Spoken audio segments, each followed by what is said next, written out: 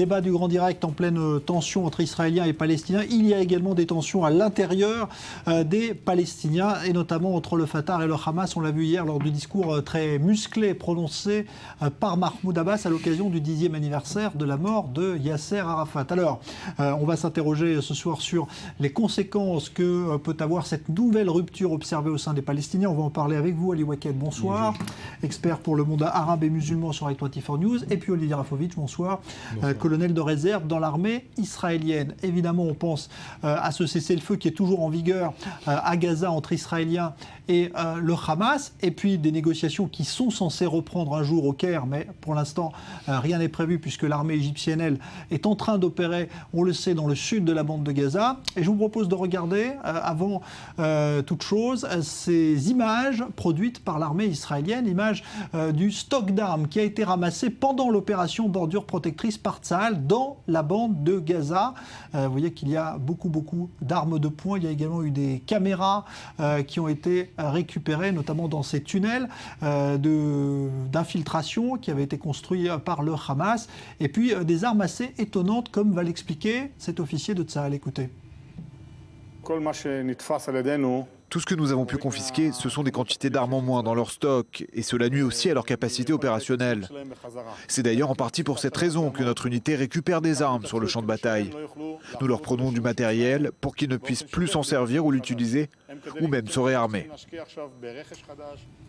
Voilà, on a vu des armes fabriquées parfois avec des matériaux de récupération. Alors, on va en parler dans un instant, mais tout d'abord, la question qui était posée aujourd'hui et qui donne lieu donc à ce débat, c'est si cette rupture observée entre le Hamas et le Fatah eh bien, peut remettre en cause le cessez-le-feu, la trêve qui est en vigueur à Gaza depuis le mois d'août. Question posée et on va voir les réponses avec vous. Julia Ganancia, bonsoir. Oui, bonsoir Jean-Charles. Les commémorations du 10e anniversaire de la mort de Yasser Arafat devaient sceller la réconciliation du Fatah et du Hamas signée au printemps dernier. Elles ont au contraire été le théâtre de graves tensions. Mahmoud Abbas a accusé hier le Hamas de détruire cette réconciliation palestinienne à la suite d'explosions ayant visé vendredi les biens de cadres du Fatah dans la bande de Gaza. Le discours d'Abbas est un tissu de mensonges à rétorquer un porte-parole du Hamas. Et c'est donc la question que nous avons posée aujourd'hui à nos internautes. La rupture Fatah-Hamas met-elle en danger la trêve à Gaza avec Israël? Alors regardons tout de suite les résultats de notre sondage. Résultats, comme vous le voyez, avec 51% de oui et seulement 42% de non. La majorité de nos internautes estiment que ces tensions entre les deux organisations pourraient stopper toute reprise des négociations de paix. Nicole Guez estime que le Hamas veut revenir sur le devant de la scène d'une manière ou d'une autre et que donc la rupture avec leurs frères ennemis du Fatah pourrait être une occasion pour eux, mais ça ne serait qu'un prétexte comme un autre. Un avis partagé par Bob Dana qui ajoute quant à lui que c'est de la pure communication, il faut qu'on parle d'eux et qu'on les sente forts, donc tout, y compris la rupture avec le Fatah, peut inciter le Hamas à rompre la trêve. Malgré tout, ils sont 42%, comme je vous le disais, à considérer que la rupture Fatah-Hamas ne met pas en danger la trêve à Gaza avec Israël. Le Hamas apparaît trop affaibli aujourd'hui, à la fois par l'opération israélienne de cet été et l'opération égyptienne en cours à Rafah pour se lancer dans une nouvelle guerre contre Israël, souligne Claude D dans notre 3e commentaire. La pression des pays donateurs pourrait également empêcher le Hamas de reprendre ses velléités guerrières selon cet internaute. Enfin, comme vous le voyez sur cet écran, Jocelyne Picard nous écrit que non, à court terme, le Hamas ne peut se permettre d'engager une nouvelle confrontation avec Israël. Son stock de roquettes a été complètement vidé suite à l'opération bordure protectrice et la majorité de ces tunnels offensifs ont été détruits. Voilà donc pour les avis de nos internautes. Je vous laisse à présent en débattre avec vos invités et je rappelle également à nos téléspectateurs que vous êtes toujours invités à participer à notre débat sur Facebook et sur Twitter et puis à voter sur notre page internet www.i24news.tv. Merci Julia Ganancia. Alors, Ali Waqued, ce qu'on a vu hier dans le discours de Mahmoud Abbas, c'est une rupture totale de nouveau ou est-ce qu'il y a encore un espoir que ce gouvernement d'union tienne ? Bon, ce n'est pas la rupture, mais ce n'est plus le gouvernement d'union. C'est un gouvernement de technocrates dirigé par Abbas, dans lequel le Hamas n'est pas présenté. Et le Hamas a donné son accord sur la formation de ce gouvernement, mais c'est un gouvernement d'indépendance, c'est un gouvernement de technocrates que je rappelle que le Hamas a failli ne pas laisser rentrer à la bande de Gaza suite au lendemain de la guerre et qui ne rentre plus aujourd'hui. Donc il ne s'agit pas d'un gouvernement d'union, ça c'est un.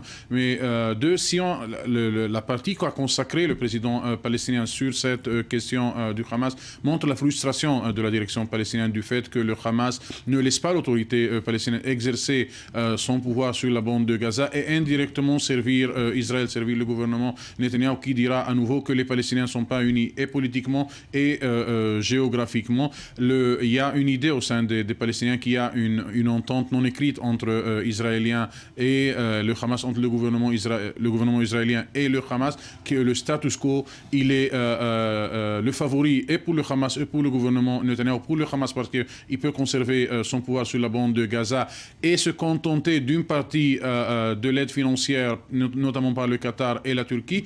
Et ce status quo, il sert le gouvernement israélien parce qu'il empêche un vrai processus de négociation, toujours parce que l'autorité palestinienne ne représente pas la bande de Gaza. Olivier Rafovitch, vous avez l'impression qu'il y a un mouvement défavorable qui s'opère là en vue de préservation, en tout cas, de cette trêve fragile? La trêve est fragile, le Hamas aujourd'hui est affaibli. Le fait que le Fatah et le Hamas soient en rupture presque permanente ne dit rien de bon pour le futur. Ce qui est assez aujourd'hui grave, c'est le fait que le leadership du Fatah utilise Jérusalem, l'Aqsa, les éléments religieux de Jérusalem pour enflammer les masses. Il y a quand même une atmosphère assez grave aujourd'hui dans toute la région, à Gaza, à Jérusalem, en Israël, chez les Arabes israéliens, en Judée-Samarie. Moi, ce qui m'intéresse et ce que je m'interroge en tant qu'Israélien, et je pense qu'on a tous interrogé, Arabes et Juifs en Israël, c'est à quoi faisons-nous face? Est-ce qu'il y a aujourd'hui une volonté de quelqu'un, on va dire aujourd'hui les Palestiniens dans leur ensemble, de refaire de la violence, de remettre de l'huile sur le feu? Ou est-ce qu'il y a des éléments, entre guillemets, qu'on dit spontanés ou indépendants, ce que je ne crois pas? Et s'il y a cette violence qui est voulue, qu'est-ce qu'ils veulent? Et je pense qu'aujourd'hui, les Palestiniens, et entre autres le leadership palestinien, fait beaucoup de bruit, fait des pressions à l'extérieur pour faire reconnaître la Palestine en Europe, alors que c'est tout à fait aller contre l'intérêt des Palestiniens, puisque ça va aller contre une possibilité de retour de négociation entre Israël et l'autorité palestinienne. Donc il y a ici une espèce de grande crise générale, avec un fond d'utilisation d'une guerre de religion. Et à moi, c'est ça qui m'inquiète. Et de notre côté à nous faisons face donc à des attaques terroristes très graves, à de la violence, à de la contre-violence.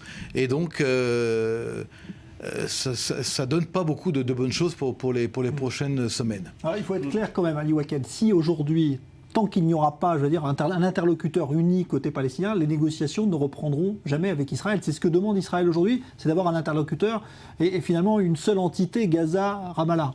Ce qui n'existe pas aujourd'hui. Tout à fait, c'est normal de la part du côté israélien, mais ça, ce que accusent les Palestiniens, l'autorité palestinienne accuse le Hamas de servir ce narratif israélien que tant qu'il n'y a pas une leadership uni pour les Palestiniens, il n'y aura pas de vraie négociation, un vrai processus de paix. C'est pour cela le Fatah accuse Israël et le Hamas de partager les mêmes intérêts pour éviter un vrai processus de paix. Le raison d'être de Hamas, c'est l'hostilité et la tension permanente entre Israéliens et Palestiniens. Une fois il y a un processus de négociation, donc le Hamas peut aura une influence minimale sur le public palestinien. Mais deux petites remarques, Jean-Charles. Olivier a dit qu'on assiste, il n'est pas convaincu que ces attaques, on témoigne, sont spontanées. Et je tiens à rappeler que la première intifada a été spontanée et le début de la deuxième intifada a été spontané et que les mouvements politiques palestiniens ont essayé plus tard de prendre contrôle de ces attaques, de cette insurrection de la masse palestinienne palestinienne et de Jean-Charles les mêmes signes. C'est vrai, je ne vois pas la situation à la bande de Gaza éclater, mais les mêmes signes qu'on a vus à la veille de la dernière guerre, de la dernière opération à la bande de Gaza existent pour le moment. Les salaires versés pour les fonctionnaires du Hamas ont été arrêtés. 2, il n'y a pas d'horizon politique. 3, il y a une pression du côté israélien et du côté égyptien sur le Hamas. Le Hamas est à nouveau poussé au coin et donc on a vu que le Hamas a prouvé qu'il peut avoir des décisions loin du rationalisme. Mais 4e remarque, la plus importante, c'est que au sein de cette rhétorique de la direction palestinienne dont Olivier a décrit de religieuse le fait de parler de lieux saints de l'islam, etc. Oui, l'autorité palestinienne n'a cessé ces derniers jours d'arrêter des éléments et des membres du Hamas et du djihad islamique qu'elle a soupçonné de vouloir prendre le devant de ce soulèvement populaire et de l'organiser en faveur des buts du Hamas et du djihad islamique. Je serais un petit peu plus réservé. Moi, je connais parfaitement la seconde intifada, la première aussi, j'étais dans les deux présents sur le terrain, mais la deuxième n'a pas été spontanée. Elle a voulu être spontanée, en tout cas elle l'a montrée comme telle, mais elle avait été organisée, préparée. D'ailleurs, on a même du matériel photo et enregistrement de la part de membres importants du Fatah à l'époque, qui ont parlé dans les camps de El Khelwe au Liban et qui ont expliqué clairement ce qui se passait. Vous parlez de la deuxième. La deuxième. C'était pas spontané. Pour ce qui est des éléments actuels, encore une fois, quand on ne sait pas qui est derrière l'attentat, en général on dit c'est spontané ou c'est des éléments, on va dire, indépendants ou isolés. En général, je suis quelqu'un qui ne sous-estime absolument pas ni les Arabes en général et ni les Palestiniens en particulier. On a affaire ici à des gens extrêmement intelligents, à un peuple extrêmement sophistiqué, et dans la guerre et dans la violence, il ne faut pas croire qu'on a affaire à des gens qui ne savent pas ce qu'ils font. Ils savent ce qu'ils font. C'est important aussi de le dire. Aujourd'hui, le Hamas et le djihad islamique ont un intérêt à déplacer le conflit de la bande de Gaza à Jérusalem. Il faut savoir également que les chefs du Hamas, je ne dis pas les Palestiniens, je dis les chefs du Hamas, lorsqu'ils font la guerre à Israël, s'enrichissent. C'est un fait. Il y a aujourd'hui une partie, dont Ismaël Haniyeh, dont Khaled Mashal, dont nous voyons la photo derrière vous, sont des gens aujourd'hui qui sont des milliardaires. Cet argent ne provient pas d'un travail... Oui, mais les canaux d'enrichissement, les tunnels, attendez, etc. un instant. Attendez. Je parle d'abord de l'enrichissement de ces gens-là. Deuxième organisation terroriste la plus riche au monde. On va dire même, je ne sais pas si c'est la deuxième ou la première ou la quatrième. Les chiffres qui sont sortis hier. Mais ce qui est clair, c'est que l'argent ici arrive après la guerre. Le Hamas, c'est un intérêt... Encore une fois, je dis les chefs du Hamas, l'appareil du Hamas a un intérêt à faire la guerre à Israël, puisqu'on voit que chaque fois qu'ils font la guerre, et qu'ils ont des morts, et des blessés, et des destructions, et qu'ils pleurent, et que les gens viennent les voir, en fait l'argent arrive, et on sait très bien que l'argent, malheureusement, pour eux, n'arrive pas pour refaire un beau Gaza, parce qu'on pourrait faire un beau Gaza. On pourrait refaire une belle région ici, mais ça arrive malheureusement dans les poches des chefs, de manière tout à fait autocratique. Ça, c'est la première chose. La seconde chose, c'est que aujourd'hui, il me semble que Mahmoud Abbas commet une erreur politique de première envergure. Je pense que c'est quelqu'un qui est également un homme politique intelligent.